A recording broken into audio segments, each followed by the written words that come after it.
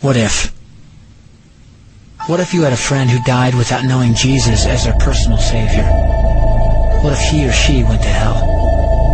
What if one day you received a letter in the mail from beyond? A letter from hell. A letter from your friend in the flames of eternal torment. The following is a dramatic presentation. It was written by a fictitious high school student named Josh to a friend named Zach. Although Zach had every opportunity to tell Josh about Jesus, he didn't. They were best friends. They played soccer together, they went to classes together, they partied together, they shared their lives with each other. But there was one thing Zach held back from Josh: his personal relationship with Jesus Christ. The rest of the story is simple and sad. A few too many beers, a tragic drive home, a crash, a death, a funeral, a letter. Here is that letter in its entirety. A letter from hell.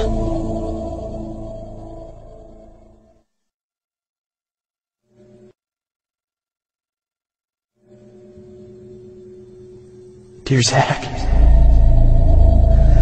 I died today. It's a lot different than I expected. You see, I always thought dying would bring me into a world that's foggy and hazy. But this place is crystal clear. It's even more real than my life on Earth. I can think. I can talk. I can even feel.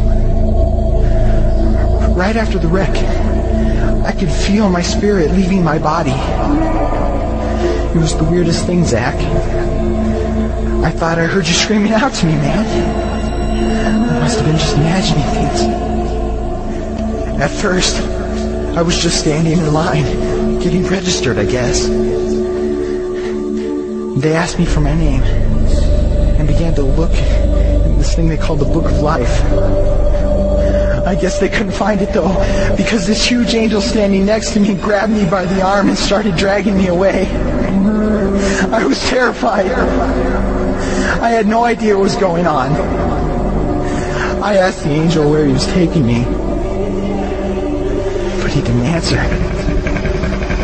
So I asked him again. Finally, he told me that only those whose names were written in the Book of Life could enter into heaven. And the rest would be condemned to hell forever. Man, I was scared. The angel threw me into some kind of holding cell where I've been sitting and thinking for a long, long time. Do you want to know what I've been thinking about? I've been thinking about you. Zach, you're a Christian. You told me so yourself. I mean, we talked about it 3 different times today.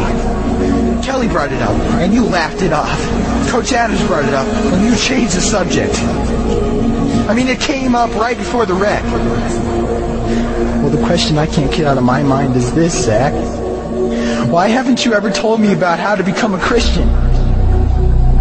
I mean, you say you're my friend, but if you really were, you would have told me about this Jesus and told me how to escape this terrible place that I'm headed for.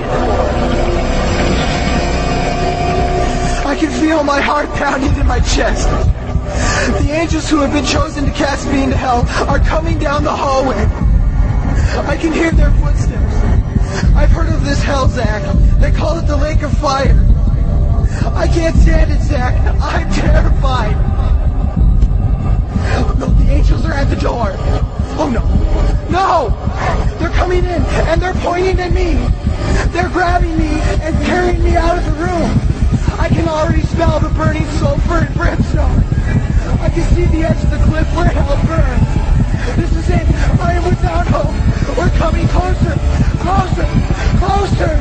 My heart is bursting with fear. They're holding me over the flames. I'm damned forever. This is it. They have thrown me in. Fire, pain, hell. Why, Zach? Why didn't you ever tell me about Jesus?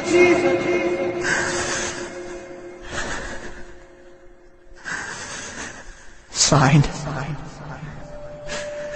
your friend, Josh. Your friend, Josh. P.S. Welcome. Wish you were here. Wish you were here. Wish you were here. Wish you were here. Wish you were here. Wish you were here. Wish you were here.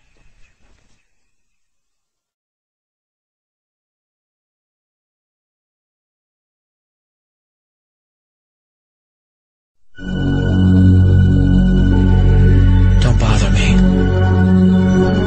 Don't bother me with souls to save. I have my own agenda.